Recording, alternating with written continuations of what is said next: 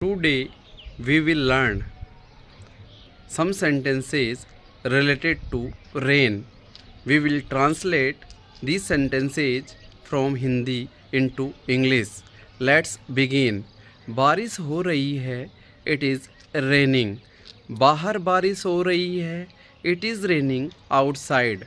बूंदाबांदी हो रही है. It is drizzling. लगातार बारिश हो रही है. It is raining continuously. रुक रुक कर बारिश हो रही है. It is raining continually. भारी बारिश हो रही है. It is raining heavily.